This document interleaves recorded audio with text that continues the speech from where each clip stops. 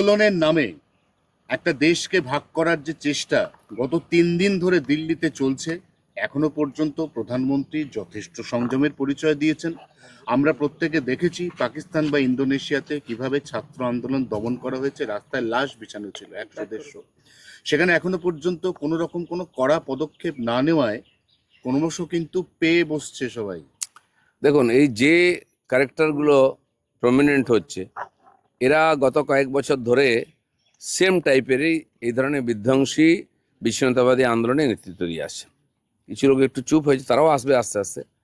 আন্দোলনজীবী নাম দেওয়া হয়েছিল যাদের, সেই লোকগুলো কিছু না কিছু ইস্যু নিয়ে এসে কিছু ইনোসেন্ট লোককে সামনে করে বারবার দেশে একটা উৎপাত তৈরি করে সরকারকে বিব্রত করার চেষ্টা করে। আর সহজ টার্গেট হচ্ছে পার্লামেন্টে যখন সেশন চলে, সবার নজর থাকে, প্রেস থাকে, সেই জন্য সুযোগটাকে বেছে নেওয়া হয়।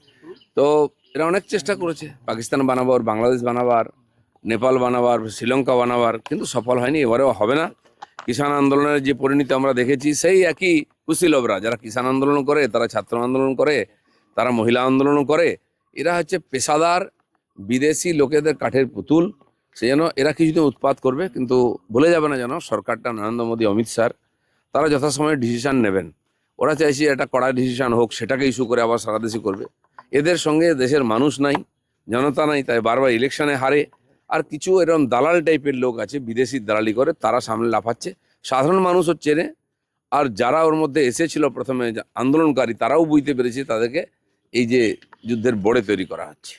যারা নিটে সেকেন্ড টাইম পরীক্ষা দিল, প্রথমবার লিক হওয়ার পরে প্রশ্ন পরীক্ষা দিয়ে যারা টপার হলো, তারা বলছে হ্যাঁ আমরা পরীক্ষা একবার ক্যান্সেল হয়েছে, আরেকবার দিয়েছি, ভালো প্রিপারেশন নিয়েছি, আমরা টপার হয়েছি, আমরা কেন যন্তর মন্তর যাব? তাহলে যন্তর মন্তরে যারা এখন হাঙ্গামা পাকাচ্ছে তারা আসলে কারা? তারা তো নিট স্টুডেন্ট নয়। নাই, ওরাই ওই আন্দোলনজীবী যারা বিদেশির পয়সায় লাফালাফি করে দেশে উৎপাত তৈরি করে।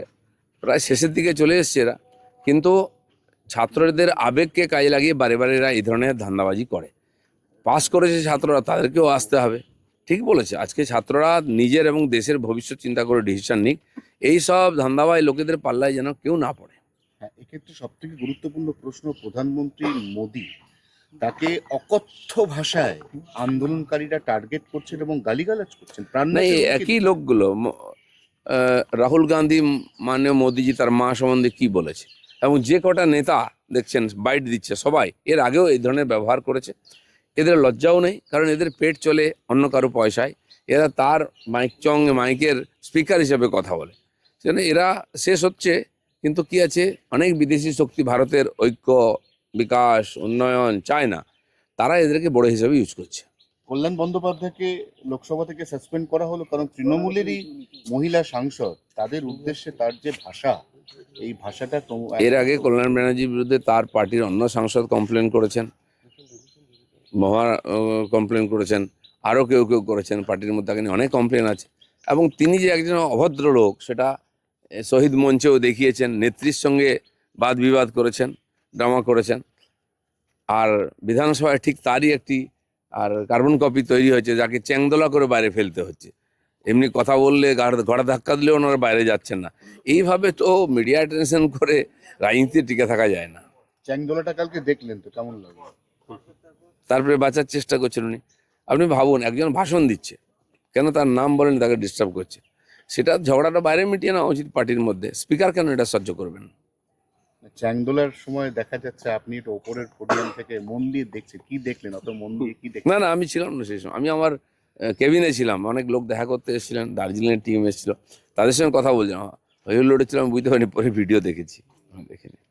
অভিষেক বন্দ্যোপাধ্যায়ের সঙ্গে মদন মিত্রের তো নারদ নারদ চলছেই, তার মধ্যে নতুন করে যেটা অ্যাড হলো, মদন মিত্র কালকে বললেন যে অভিষেক বন্দ্যোপাধ্যায়ের মতো ওরকম অ্যাডামেন্ট নেতা, তিনি কথায় কথায় চ্যালেঞ্জের ভঙ্গিতে কথা বলেন, তার মধ্যে মার্ডারার, কিলার মেটেরিয়াল আছে। দেখুন, এইসব উনিও কীভাবে বলছেন, এটা ওনার ব্যাপার। এইসব পুরনো ব্যাপার। এত 15 বছর দাসত্ব করেছেন, কেন বলেননি? আপনাকে তো তাড়িয়েও দিয়েছিল, তখনও তো বলেননি। টিকে থাকার জন্য, পেটের জন্য ওখানে বসে আছে।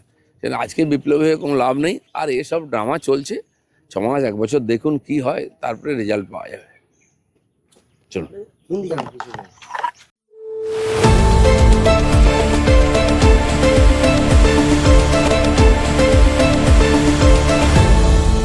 আপনারা দেখছেন এই বেলা বাংলা, শিরোনামে সবার আগে।